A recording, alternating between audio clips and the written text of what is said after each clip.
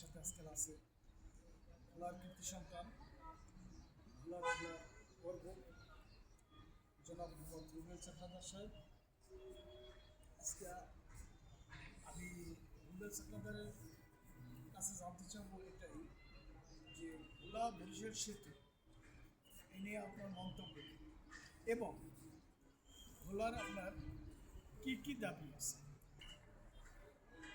বিসমিল্লাহির রহমানির রহিম। আসসালামু আলাইকুম। প্রিয় বাংলাদেশের সকল ভাই ও বন্ধুকে এবং আমাদের ভোলাবাসীর সকল সিনিয়র জুনিয়র যে সকলেরা আন্দোলন করতেছে সকলের জন্য আমার পক্ষ থেকে আন্তরিক শুভেচ্ছা ও শুভকামনা। বিষয়টা হলো আমাকে প্রশ্ন করেছে আমাদের সিনিয়র এক ভাই, তার নাম মোহাম্মদ রুহুল ইসলাম সাহেব। প্রশ্ন করেছে যে আমাদের ভোলাবাসীর যে 5 দফা দাবি, সেই 5 দফা দাবি কী কী? আজকে আমি বলবো যে বাংলাদেশের ভিতরে এমন একটা জেলা, সেই জেলাটার নাম হলো ভোলা জেলা। এটাকে অনেকে কুইন আইল্যান্ড বলা হয় এবং সেই জেলার সাথে বাংলাদেশের কোনো জেলার সাথে সংযুক্ত কোনো রোড নেই এবং কোনো ব্রিজ নেই। তো যদিও আমরা যেখানে ভোলা জেলার কৃষকগণ, যেহেতু আমরা কখনো আমরা কিন্তু যাইতে চাইলে লঞ্চ বা নদীপথ ছাড়া কোথাও যেতে পারি এবং আমাদের ঢাকায় যে যদি কোনো চিকিৎসা করার জন্য কোনো রুগী আসে, তো যদি কোনো ক্ষেত্রে আল্লাহ তাআলা তাদের নিয়ে যায়, তাহলে হয়তো আমাদের প্রধান তাদের লাশটা ভোলাতে নেওয়ার জন্য একমাত্র উপায় থাকে যে লঞ্চ।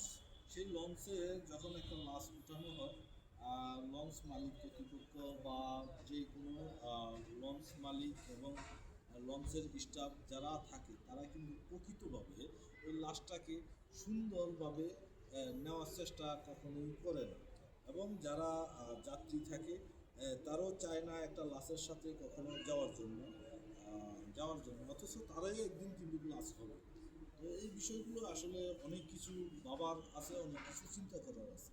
তো সেই জায়গা থেকে আমি বলবো আমাদের ভোলা বরিশাল সেতু প্রয়োজন, কারণ এটা রোডের একটা বিষয় আছে। আর ভোলা বরিশাল সেতু হলে আমাদের ভোলার গ্যাস ভোলার থেকে বিভিন্ন জেলায় পাঠাতে সুবিধা হবে, বা আমাদের ভোলায় যদি এই ব্রিজটা হয়, আমাদের ভোলায় ট্রেনের একটা লাইন করতে পারে, এরকম সিস্টেম করতে পারে এই ব্রিজের সাথে এক খরচে।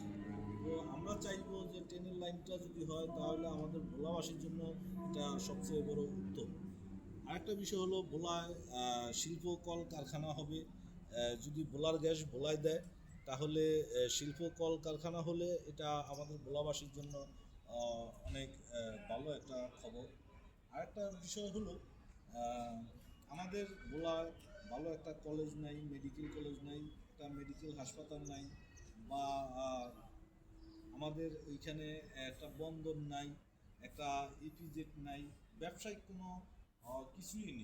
তো আমরা চাইবো আমাদের ভোলার যে ব্যবসায়িক জিনিসগুলো যদি থাকে, আমরা ভোলাবাসী যারা আছি আমরা কিন্তু ঢাকায় এসে আমরা কর্ম করা লাগবে না, আমাদের ভোলায় কর্ম করার জন্য আমাদের ভোলা জেলার লোকজনে কাজ করে যেতে পারবে এবং বাইরের থেকেও অনেক লোকজন এসে আমাদের ভোলা কাজ করে যেতে পারবে।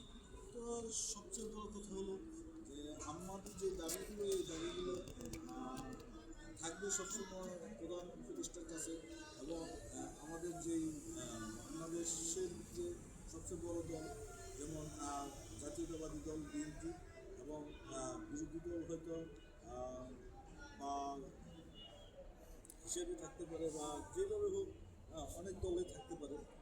তো আমি মনে করি যে যেই দলে থাকুক না কেন, যেই দলে ক্ষমতায় আসুক না কেন, তো এই দলের সিনিয়র চেয়ারম্যান যারা থাকবে এবং প্রধানমন্ত্রী যারা থাকবে, উপদেষ্টা যারা থাকবে, তাদের কাছে সকলের কাছে আবেদন থাকবে যে আমরা যেমন আমাদের দাবিগুলো সুন্দরভাবে আমরা আদায় করতে পারি এবং আমাদের ভোলাবাসীর জন্য অন্তত এই সুযোগটা আশা করি যেই দলে আসবে সেই দল দেবে। ধন্যবাদ। আসসালামু আলাইকুম। ধন্যবাদ।